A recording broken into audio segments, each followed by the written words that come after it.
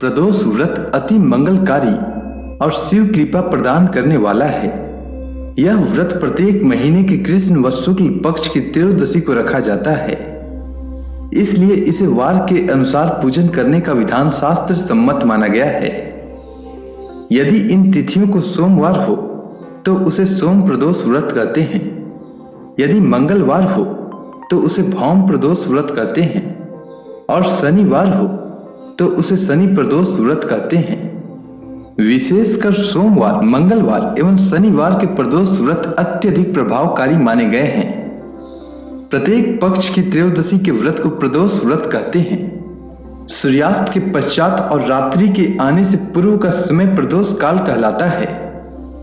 इस व्रत में महादेव भोले शंकर की पूजा की जाती है। इस व्रत में व्रती को निर्जल रहकर व्रत रखना होता है। इस दिन प्रातः काल स्नान करके भगवान शिव की बेल पत्र, गंगा जल, अक्षत, धूप दीप सहित पूजा करें। संध्या काल में पुनः स्नान करके इसी प्रकार से शिव जी की पूजा करना चाहिए। इस प्रकार प्रदोष व्रत करने से व्रती को पुण्य की प्राप्ति होती है। अब चलिए सुनते हैं शनि प्रदोष व्रत की कथा। प्राचीन समय की बात है। एक नगर में एक सेठ रहता था। वह धन, दौलत और वैभव से संपन्न था। वह अत्यंत दयालु था। उसके यहां से कोई भी खाली हाथ नहीं लौटता था। वह सभी को जी भरकर दान दक्षिणा देता था। दूसरों की सुखी में ही उसे सुख प्राप्त होता था। हर कोई सेठ जी का बहुत सम्मान करता था। लेकिन इतना सब कुछ होने के बाद भी सेठ और सेठानी को एक बहुत बड़ा दुख था। दुख का कारण था उनके संतान न होना। संतानहीनता के कारण दोनों सदैव दुखी रहा करते थे।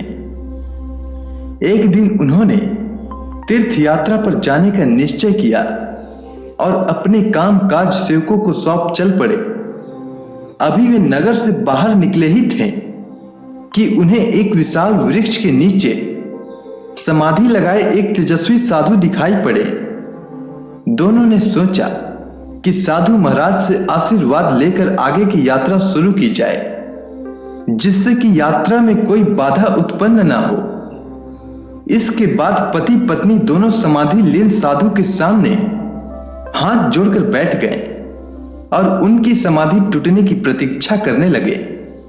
सुबह से शाम और फिर रात हो गई, लेकिन साधु की समाधि नहीं टूटी।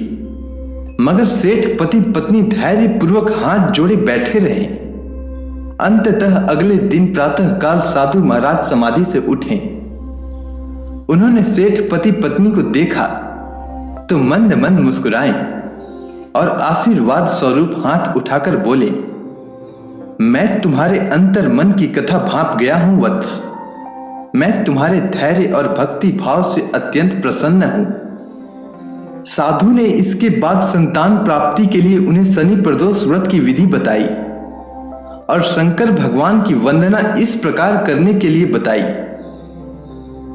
हे रुद्र शिव नमस्कार, शिव शंकर जग गुरु नमस्कार, हे नीलकंठ सुर नमस्कार, शशि मौली चंद्र सुख नमस्कार, हे उमाकांत शुद्धि नमस्कार, उग्र त्वर रूप मन नमस्कार, ईशान इस प्रभु नमस्कार, विश्वेश्वर प्रभु शिव नमस्कार। इसके बाद दोनों तीर्थ यात्रा को गए। तीर्थ यात्रा के बाद दोनों वापस घर लौटे और नियम पूर्वक शनि प्रदोष व्रत करने लगे।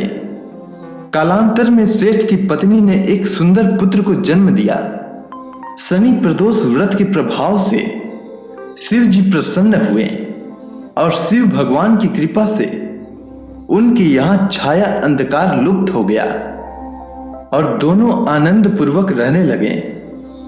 अगर आपको यह कथा अच्छी लगी हो तो कमेंट सेक्शन में ओम नमः शिवाय लिखना न भूलें।